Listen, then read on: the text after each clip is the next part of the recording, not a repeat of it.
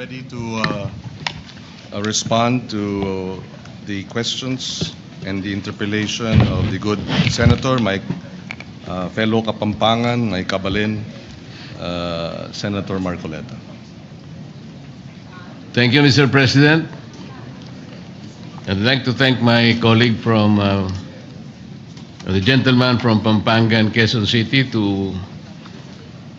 for having readily accepted questions from this representation. Mr. President, in the sponsorship speech of the Honorable Senator from Pampanga and Quezon City,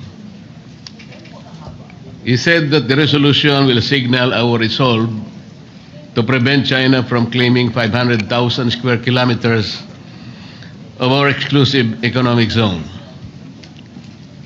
I'd like to ask the gentleman, Mr. President, where did he get his data of 500,000 square kilometers? Yes, Mr. President, the data was taken from the computations based on the Philippines 200 nautical miles exclusive economic zone, Mr. President, and juxtaposed with the claim of the of China in the 10-dash line, wherein about 90% of the West Philippine Sea, South China Sea, is being claimed by them.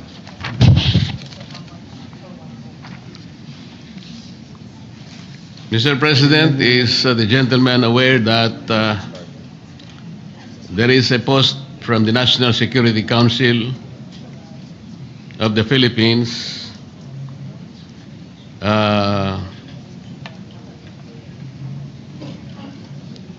saying that our West Philippine Sea is approximately 381,000 square kilometers?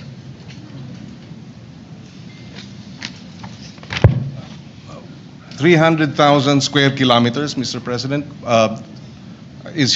Are they referring to our exclusive economic zone or our territorial sea, or may we be clarified? Our exclusive economic zone with respect to the West Philippine Sea, Mr. President.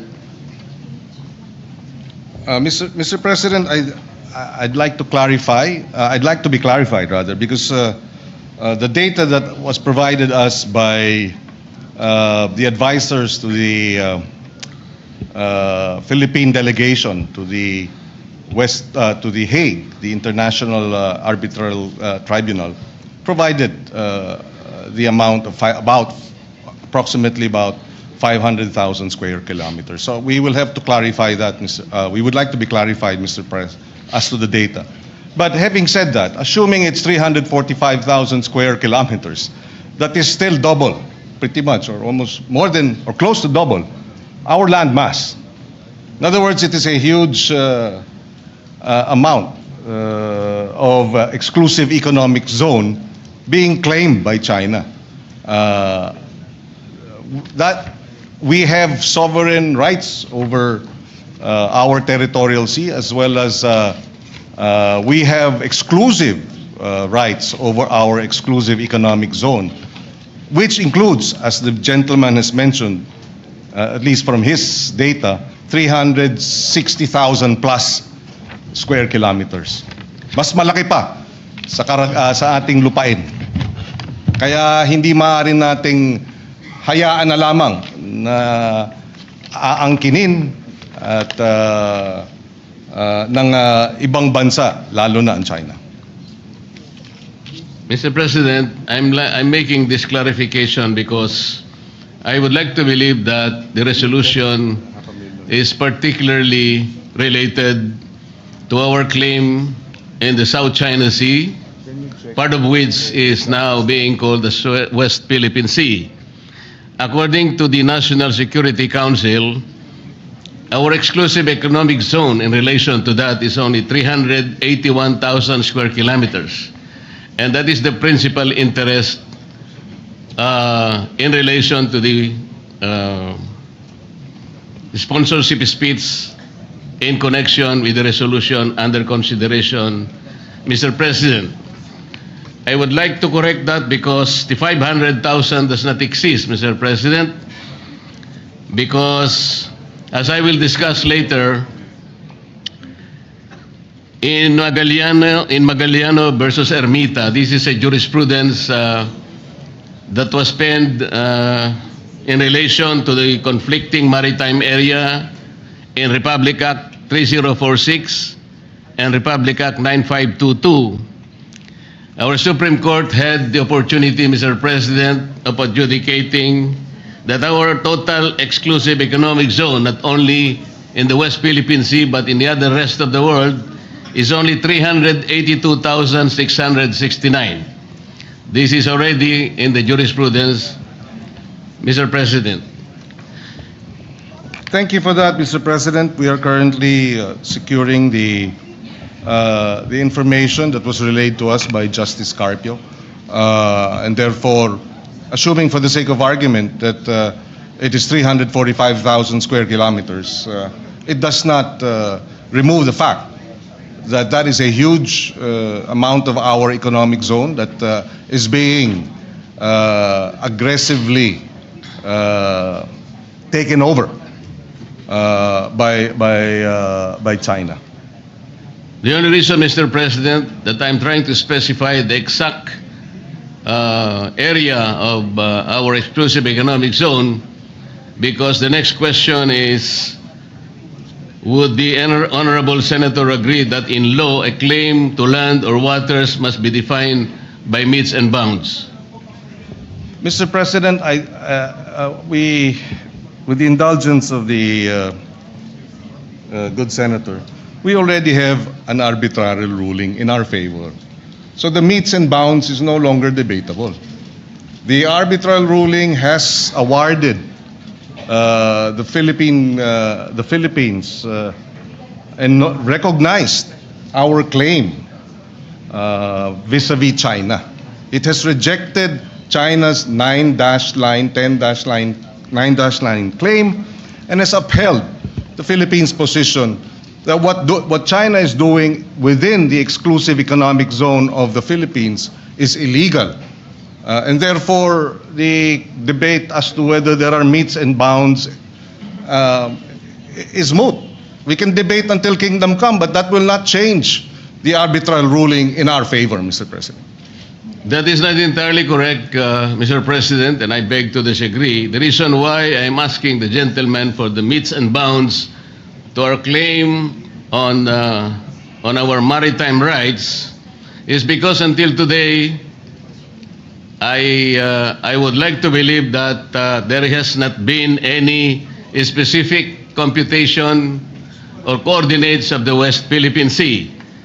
I'd like to ask if is the limit of our exclusive economic zone is specifically the 200 nautical miles from our archipelagic baseline, or is it provided under Administrative Order Number 29, the westernmost boundary of the Calayan Island Group, as defined under Presidential Decree 5096, or is it defined under Republic Act 9522 of 2009, or Republic Act number 12064 of 2024? The question, Mr. President, is very significant because we would like to specifically determine the extent of our West Philippine Sea. Because if we are unable to do that, baka mahirapan po tayong ipagtanggol hanggang saan ang sa atin. So can we at least have an answer? Mr. President, hindi na natin kailangang ipagtanggol ang nasa atin. Napagpasahan na ng International Arbitral Tribunal. There is nothing to defend. It has been resolved in our favor. What we have to now defend and uphold is the ruling. Mr. President, I think the gentleman from Pampanga and Quezon City is looking at the arbitral award as it is. I'm not saying that, of course, we won the EEZ, but it is still incumbent for our country, Mr. President, to define our West Philippine Sea. Because until now, as we will discuss later with the indulgence of the gentleman, we need to look at the coordinates, Mr. President. I'm only asking whether the basis of the West Philippine Sea is the 200 nautical miles from the archipelagic baselines. Because as the defense establishment say it, Mr. President, it is the approximation of our exclusive economic zone. Our exclusive economic zone is 200 nautical miles from our archipelagic baseline. So, can we assume that are we proceeding from there? Or are we defining the extent of our WPS from Executive or Administrative Order number 29, Presidential Decree 1596, Republic Act 9522, o Republic Act 12064? Kasi kailangan po natin ma-define muna, Mr. President. Totoo po na ang arbitral award, in-invalidate po yung 9-dash line. Tama po yun. Pero hanggang doon lang, hindi naman sinabi ng arbitral award kung hanggang saan ang hangganan ng ating West Philippine Sea. That's why I am asking the gentleman kung alam po niya kung saan tayo magsisimula para sa ganon, i-determine natin, i-ascertain natin ang extent ng ating West Philippine Sea. Yes, if I may reiterate, Mr. President, we see the point being raised by Senator Marcoleta. He mentioned Administrative Order number 29, which defines the West Philippine Sea. It was issued in 2012. On the other hand, in addition, we have the Philippine Maritime Zones Act, or Republic Act number 12064, enacted in 2024. These are government records that recognize the West Philippine Sea in official documents, and under the UNCLOS, which grants the Philippines the EEZ extending to up to 200 nautical miles from its coastline. This is the law. There is an administrative order, and of course there is UNCLOS. It is the position of this representation, Mr. President, that all three, UNCLOS, Administrative Order number 29, issued in 2012, and Republic Act 12064, enacted in 2024, are sufficient to be able to establish our exclusive economic zone as well as our territorial sea, Mr. President. So, Mr. President, if the answer is that Administrative Order number 29, which is the westernmost boundary of the Calayan Island Group, as defined under Presidential Decree 1596, is the very source of our determination of the West Philippine Sea, Together with, Mr. President, the Philippine Maritime Zones Act, taken in conjunction with. So it's the AO 29 as well as RA 12064, and finally UNCLOS. Yes, Mr. President, isa-isayin lang natin. Doon muna tayo sa Administrative Order number 29, which confirmed Presidential Decree 1596. Mr. President, under PD 1596, President Marcos Sr.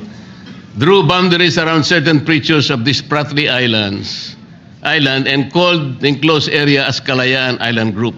At that time, there was no exclusive economic zone yet under the UNCLOS.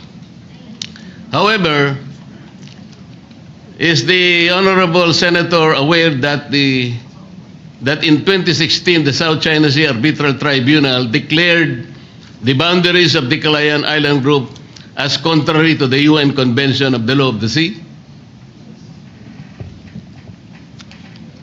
Well, Mr. President, I'm not familiar with the particular findings, but that is, to me, again, immaterial in the context of the award of the International Tribunal.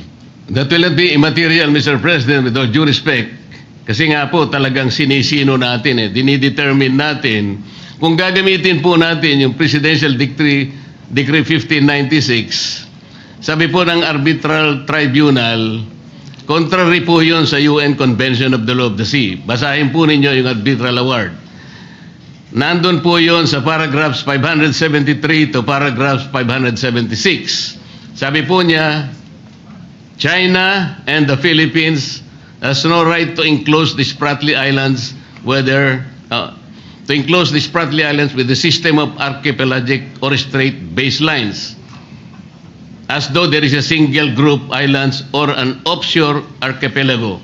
Yun po yung sinabi. Kaya nga po, I am pointing this out, hindi natin magagamit yung 1596, not even Administrative Order 29. Kung sasabihin naman po natin, Mr. President,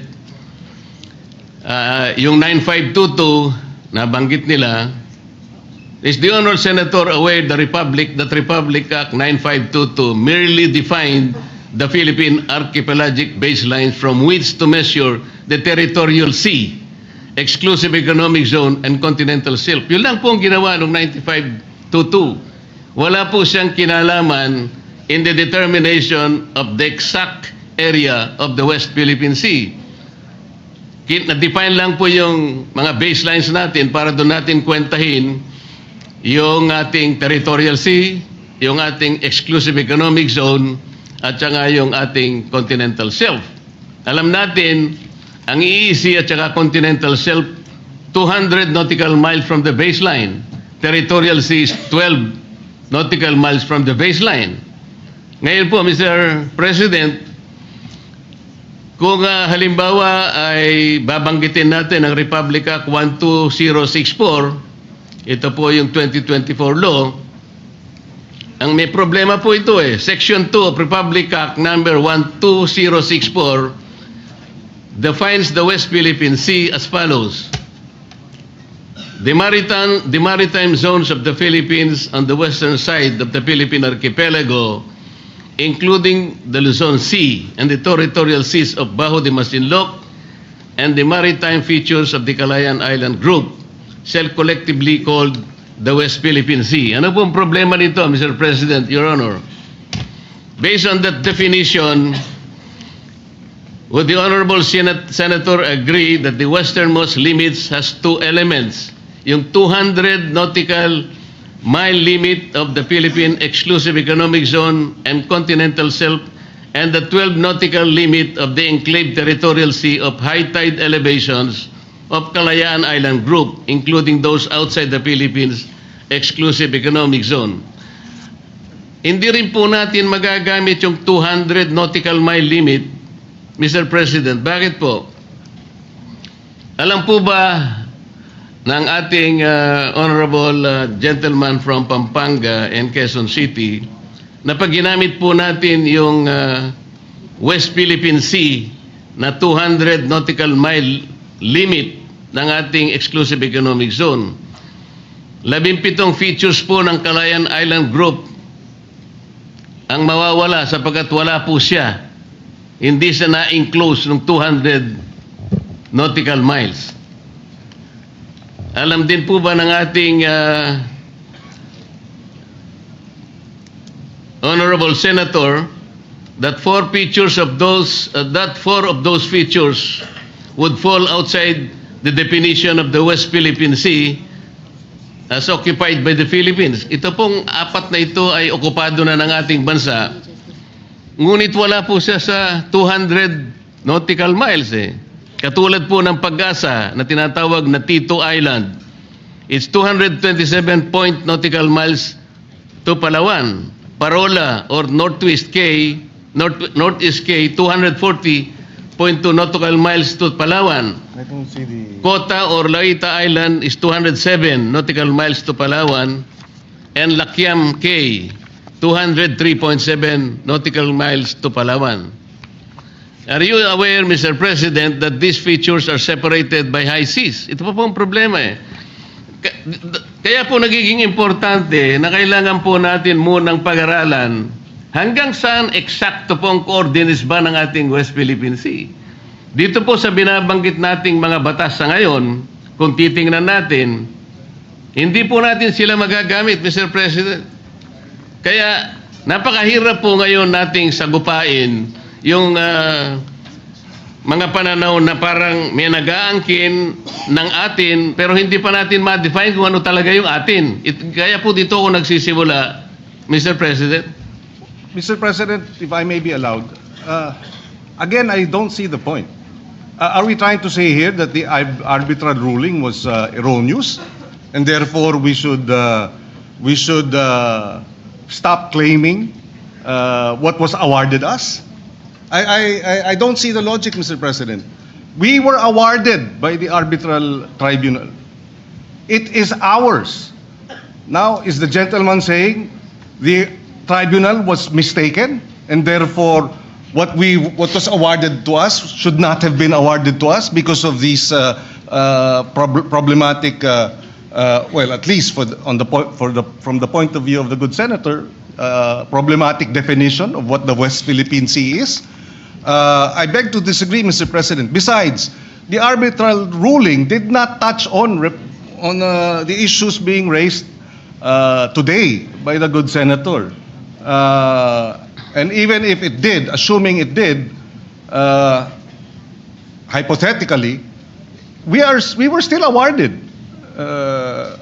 and we were our claim and our rights were recognized, and China's rights were rejected. Are we saying here now, Mr. President, that we have to go back to the arbitral ruling, to the tribunal, present a new definition of what constitutes West Philippine Sea, so that they can amend or they can set aside the award? Please, I would appreciate being clarified. Let me clarify, Mr. President. Are we getting the impression that the West Philippine Sea was awarded to us by the arbitral tribunal on a silver platter? Sinabi po niya kung nasaan yung ating mga coordinates? Well, Mr. President, Tayo po ay merong entitlement sa 200... Again, Mr. President, assuming that these have to be defined, I think we can define that by Philippine law. Assuming, I'm without conceding that there is no definition, because we believe it has been properly defined, and the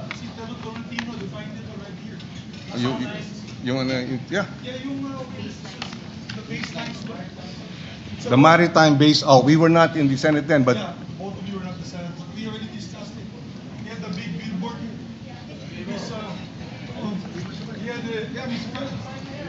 Mr. President, may I, Mr. President? The majority leader With is indulgence to recognized those who were with not the permission here. of course, Yes, with the permission of the two gentlemen. Senators Pangilinan and Rodante Mac. Yes, for the indulgence of our colleagues who were not here, the 19th Congress, namely Senator Pangilinan, yourself, Mr. Senate President Pro Tempore, the Senate President, and Senator Marcoleta.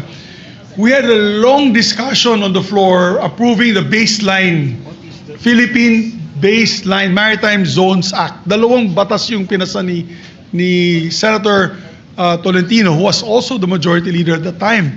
And I can clearly recall he would always perform his explanation on the middle podium with a blackboard, whiteboard rather, with a map. Pinapakita niya, pure like a teacher, like a professor, showing the map of the Philippines and what it covers. So meron na po tayong approved and signed by the President a Republic Act on these two measures. It was the Philippine Baseline Law and the Philippine Archipelagic Sea Lanes.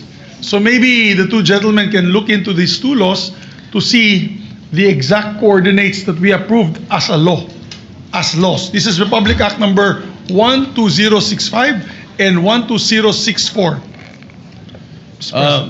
With the permission of the three gentlemen, the Senate President is recognized. With the permission of gentlemen, because this will be an interjection, just not really to join the conundrum, but Mr. President, I ask a question.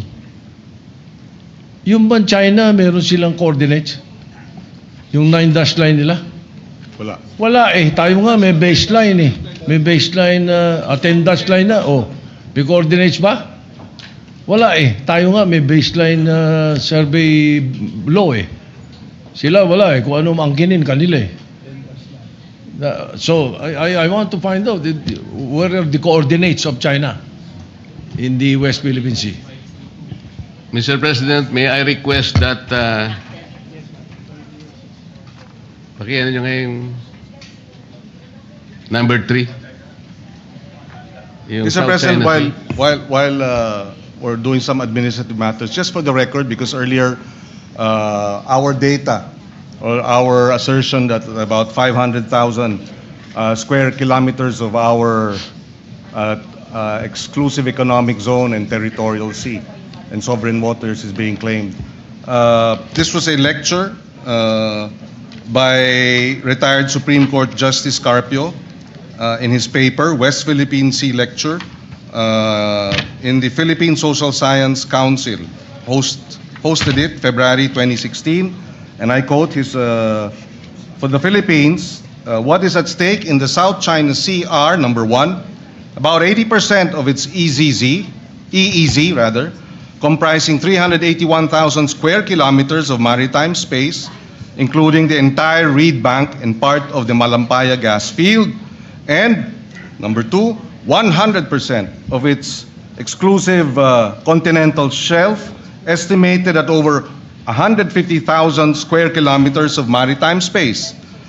Either the Philippines keeps this, and I quote, maritime entitlements, or we lose them to China, according to the retired justice. And he added, effectively, China's 9-dash line claim encroaches on over 531,000 square kilometers of Philippine EEZ and continental shelf, including all the fishery, oil, gas, and mineral resources found within this vast area, which is larger than the total land area of the Philippines.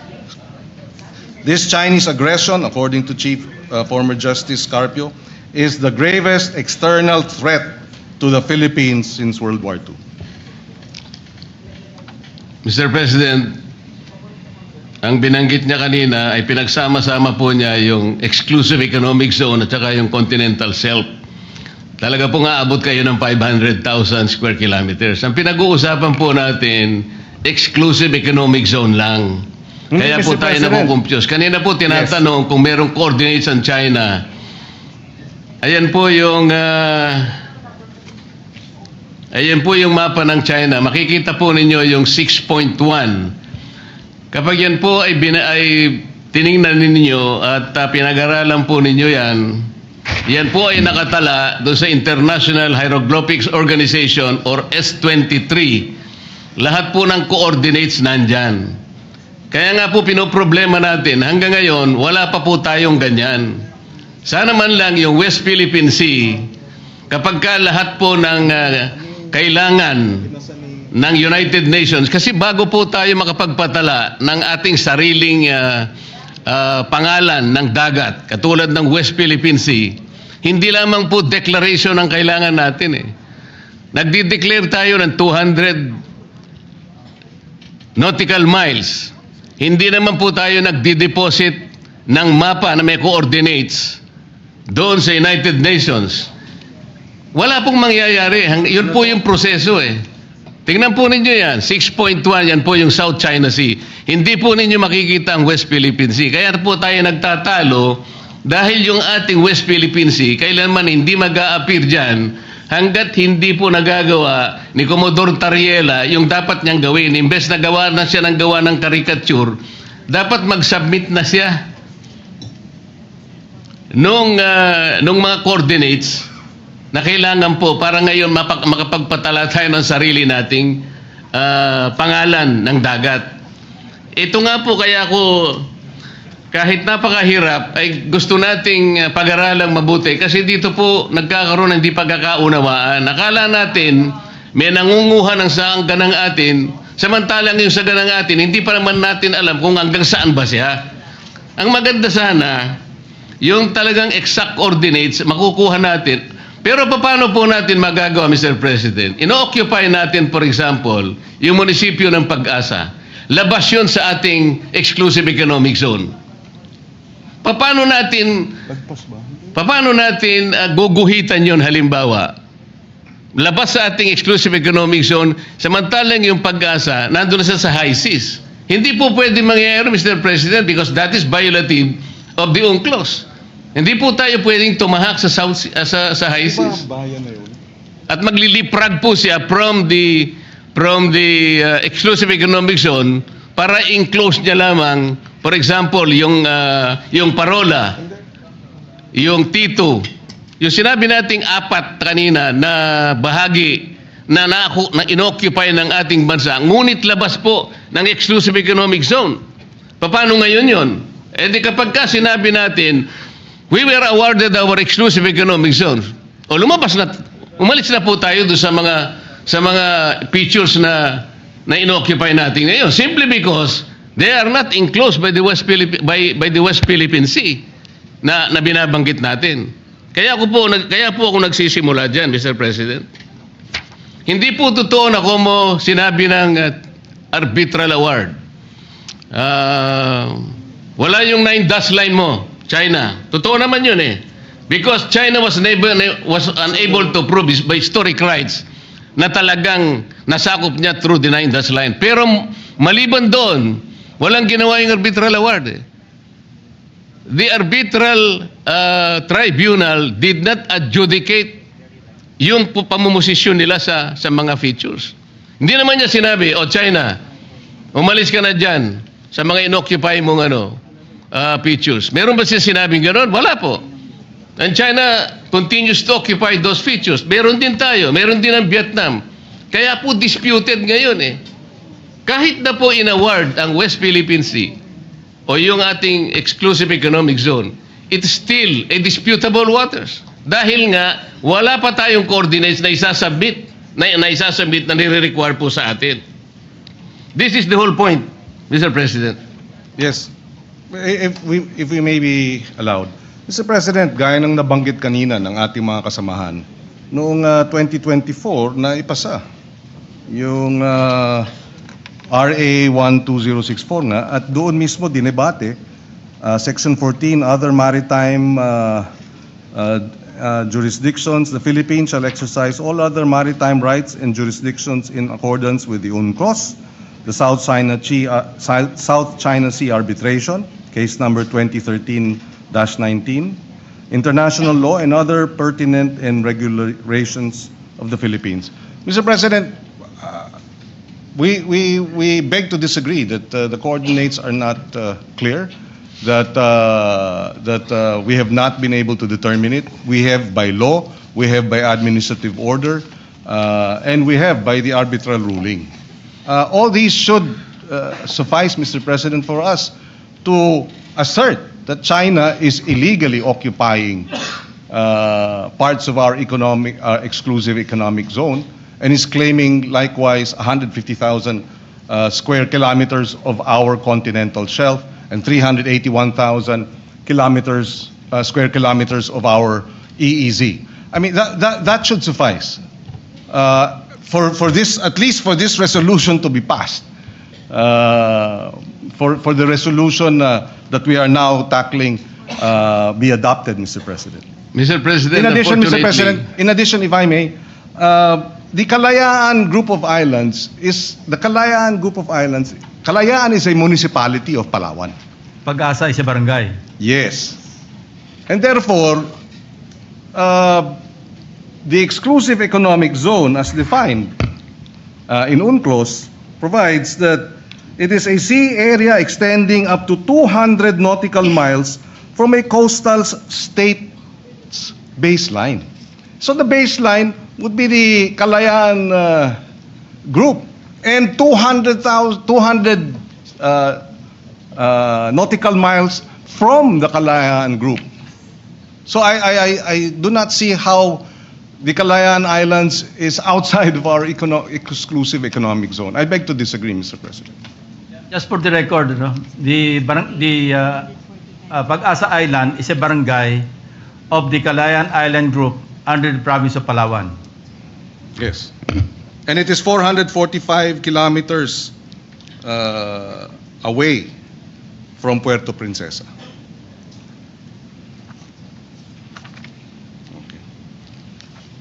Mr. President, the problem is under Section 2 of Republic Act 12064, which defines the West Philippine Sea as follows. The maritime zones of the Philippines on the western side of the Philippine archipelago, including the Luzon Sea and the territorial seas of Bajo de Masinloc and the maritime features of the Calayan Island Group, shall be collectively called the West Philippine Sea. What is the problem there, Mr. President?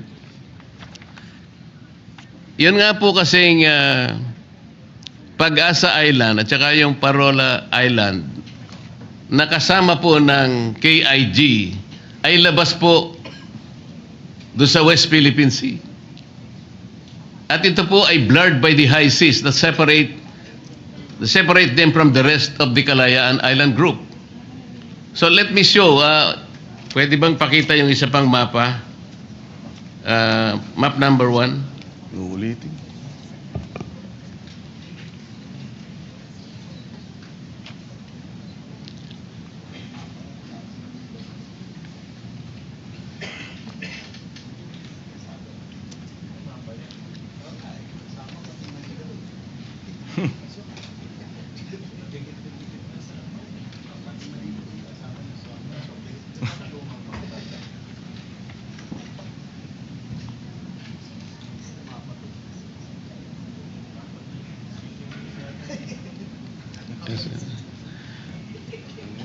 Ayan po, Mr. President,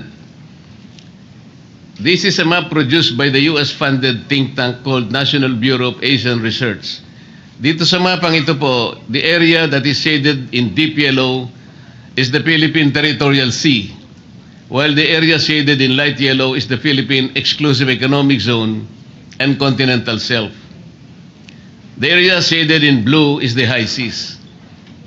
On the map are small features around which circles have been drawn. Some features are inside the Philippine Exclusive Economic Zone, while others are in the high seas.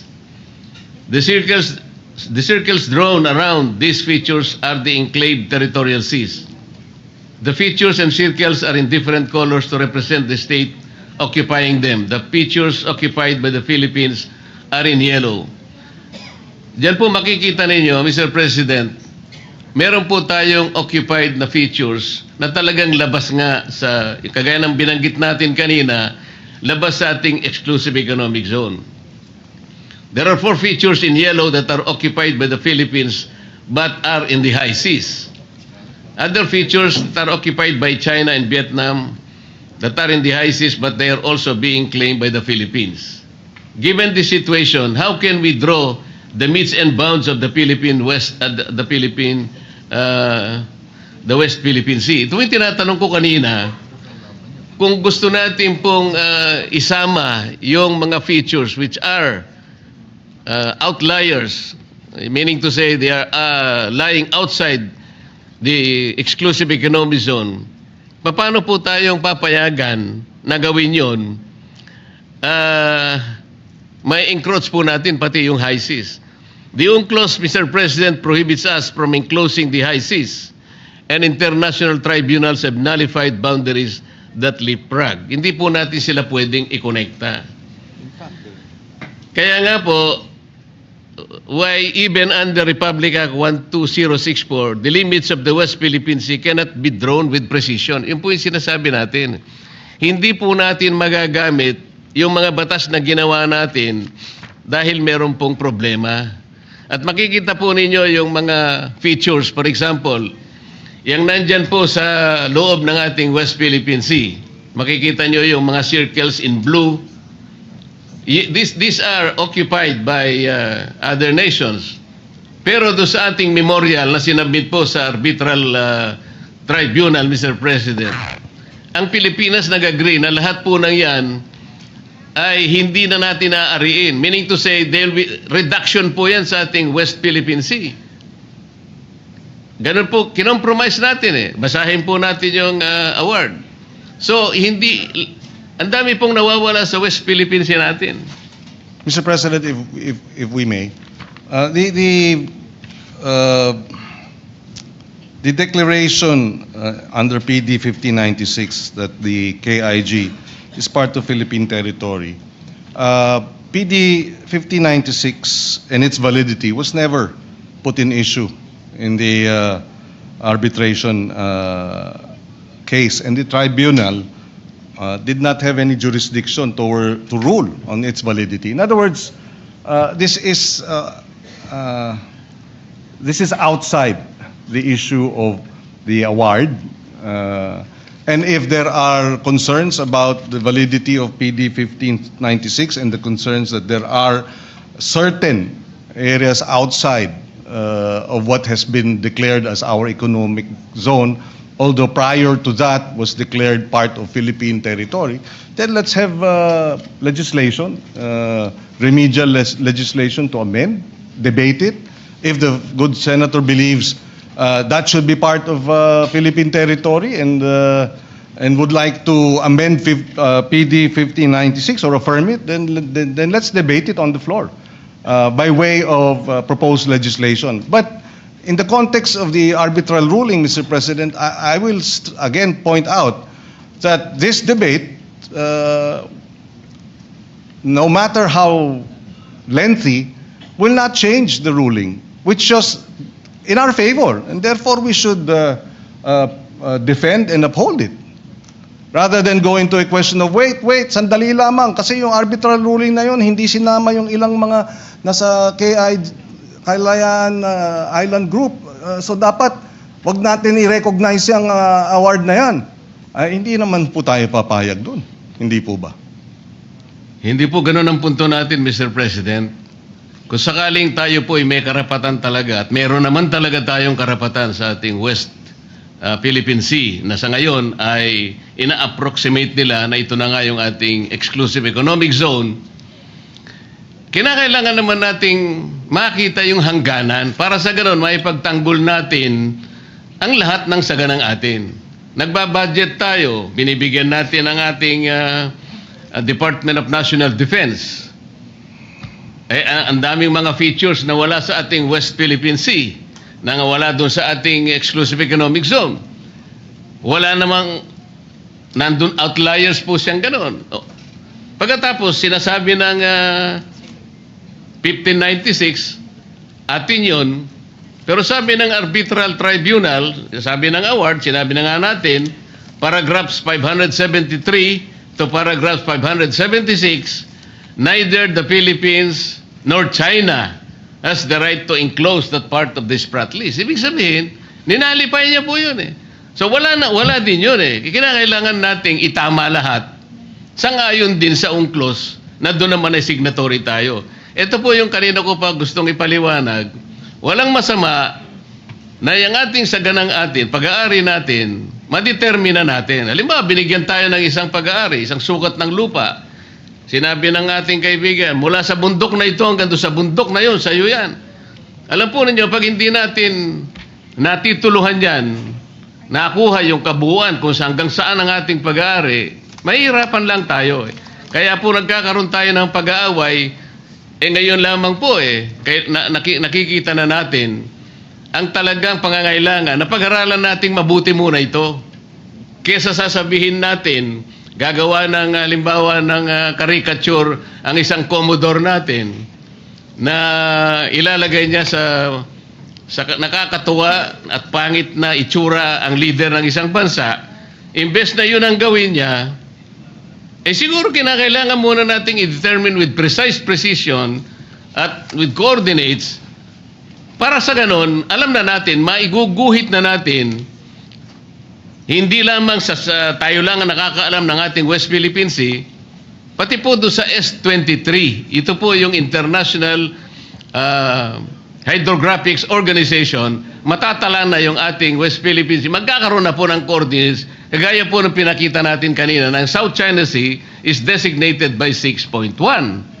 Yun po sana yung dapat natin munang gawin. Mr. President, just before With the permission of the two gentlemen, Senator before I Risa yield the Ontiveros. floor, Mr. President, to just Yes, very quickly. Yes, Mr. Senator President, yung binanggit ni Commodore Tariela, dinepensahan na ng ating Department of National Defense at ng Armed Forces of the Philippines. Tapos ngayon, narito tayo, may Senate resolution, sumasang-ayon at sinasang-ayunan ang posisyon ng Department of National Defense at ang Armed Forces of the Philippines sa mga bitiw na salita ni Commodore Tariela. Eh hindi ba dapat susugan natin at suportahan natin at we rally behind our armed forces, our Department of National Defense, rather than kowtow, not kowtow, but rather than give China the benefit of the doubt as regards their motivations in attacking one of our men in uniform? We have to defend and support the Department of National Defense and the Armed Forces of the Philippines. It's as simple as that, Mr. President. Yes, with the permission of the two gentlemen. Senator Risa Ontiveros is recognized to interject. Salamat, Mr. President. Sinusuportahan ko yung kahuling sinabi ni Senator Pangilinan. Dagdag pa po, ilang beses ko na rin po narinig mula sa Ginoo, mula sa Pampanga and Tarlac, yung di umano'y coordinates ng China sa South China Sea o ng 9-dash line. At ipinakita po kanina yung mapa ng International Hydrographic Organization. Sa research po, ang International Hydrographic Organization o IHO is a technical, not a political organization. And its map delineations do not constitute legal recognition of sovereignty such as China's 9-dash line. So ang ipinakita pong mapa kanina ng good gentleman, mapa ng IHO na may mga notation na 6.1, 6. Kung ano-ano pa, hindi po yan coordinates. Mga numero lamang sa mapa. Further po sa research, the 9-dash line representing China's expansive disputed territorial claims in the South China Sea has no official, fixed, or internationally recognized geographic coordinates. Kaya yung sinasabi pong may coordinates na ang China sa South China Sea, pati sa ating West Philippine Sea, na may coordinates sila sa 9-dash line, wala po. That U-shaped dotted line, which covers roughly 90% of the sea, is vaguely defined and can shift across maps. So ngayon pa lang po, i-disabuse na po natin ang ating kaisipan na may coordinates ang China dyan sa napakalawak na claims niya, pati sa ating karagatan. Salamat, Mr. I'm not very President. sure about this, but the discussion on the floor may have some national security implication. So the same concern was expressed by no less than the Senate President. So yes, Mr. Senate President, Yes, you are recognized. you're right. We are discussing a resolution which expresses the sense of the Senate supposed to be. The debate that I have been listening to is fine if we're debating on a piece of legislation addressing this, no, but it's not. So I'm worried that we are already trampling over issues of national security, and that is my question, Mr. President. What do you think? Yes, 1 minute suspension.